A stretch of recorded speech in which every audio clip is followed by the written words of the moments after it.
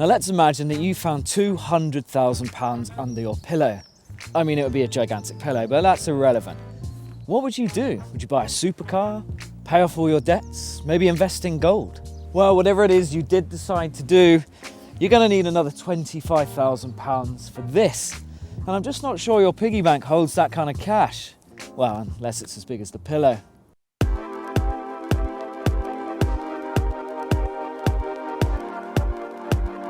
It's called the Continental GT Speed Black Edition Convertible, and it is lavish, luxurious and loud. It's also British built and very capable of putting your will into action. But is it worth all that money? Now, one does not simply get into a Bentley, partly because you have to savour the moment, but mainly because the doors are about a mile long and weigh as much as an oil tanker.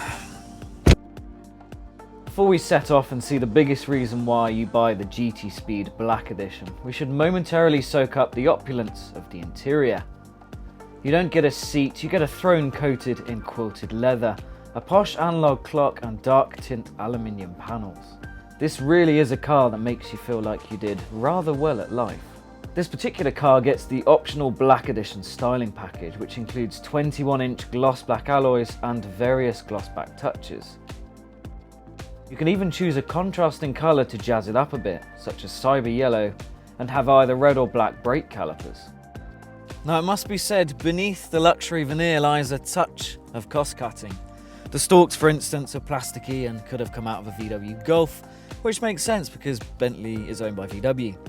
Also, the infotainment system is just a little bit plasticky, and while it does useful things, I've seen more modern looking fax machines. And if I really had to nitpick, I also find the sound system, while clear, is just a little bit too bassy, and that's even when you fiddle around with the equaliser settings. And heaven forbid that a tall adult has to sit in the back when you've got one in the front. How you doing for space back there? The theme of extravagance continues on the outside of the car, which looks somewhere between classy and aggressive. Imagine a boxer holding a copy of War and Peace. This is the four-wheeled equivalent of Kingsman's Harry Hart. The most expensive extra on this car can be found behind these lovely alloy wheels. Now, these carbon ceramic stoppers cost £10,825. You could buy a Super Mini for that, or maybe employ a butler. Okay, so the Continental GT Speed Black Edition has a few quirks, but then this is a Grand Tourer, and one that is incredibly special. A four-seater with all-wheel drive and a top speed of 203 miles per hour. That puts it in Ferrari FF and GTC Lusso territory. Whoa, hang on a second. 203 miles per hour in a car that weighs 2,900 kilograms. That's just insane. As many of you petrol heads will know, there is one very big reason why this is one of the fastest four-seaters ever known. It starts with W and ends in 12. And to bring it to life, all you have to do is hit this button.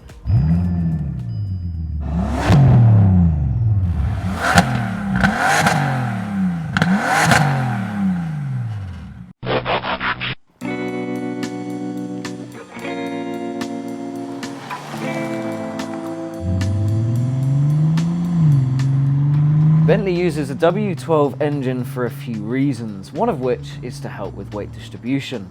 Now that's a good thing when you are dealing with a 6-litre engine. In the 2017 model, it kicks out 633 brake horsepower and 620 foot-pounds of torque, about as much as a nuclear power station generates. Even better, all that torque comes in at just 2,000 RPM. I cannot stress how good this engine is. It's gloriously smooth and it sounds like a storm.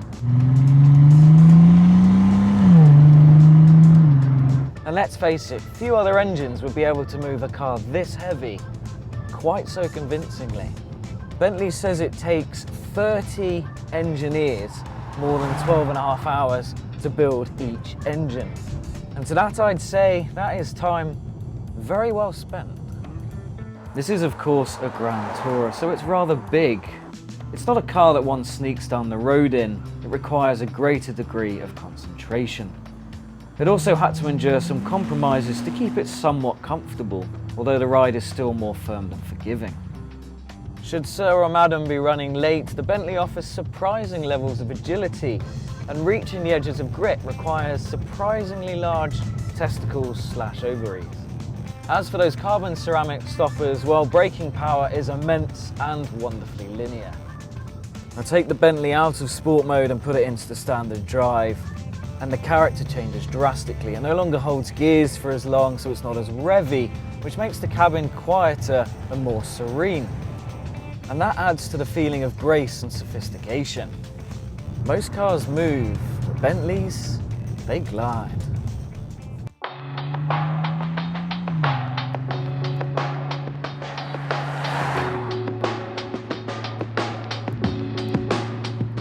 Really, the only major issue with the performance side of things is the 8-speed automatic, which is fast and smooth to change, but it proves hesitant if you stick to automatic. You can use the paddle shifters if you want to, but they sit awkwardly high up on the steering wheel, so I never really felt like bothering. As for efficiency, if you switch the engine off, it generates absolutely zero CO2. How impressive is that? I mean, if you switch it on, it's the same as clubbing 2 seals and a polar bear. But then what do you expect? It's a 6-litre engine. Let's be honest though, if you're an eco-warrior, this is the wrong car for you, because it spews out 338 grams per kilometre of CO2, and that's a lot. And it'll only do 19.3 miles per gallon combined. Let's be honest though, if you can afford this car, you probably own an oil company anyway. You can buy the GT Speed as a coupe, but the Convertible is the one to go for if you care less about driving dynamics and more about keeping up appearances. Although to be fair, it does a convincing impression of sporty, and you get to enjoy unfiltered W12 goodness. Those who want blistering pace should really look elsewhere, because that's what the Bentley struggles with.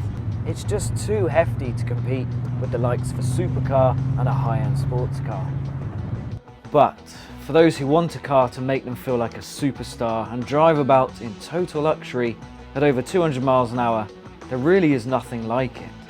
It's just a pity then that most of us will never be able to afford one.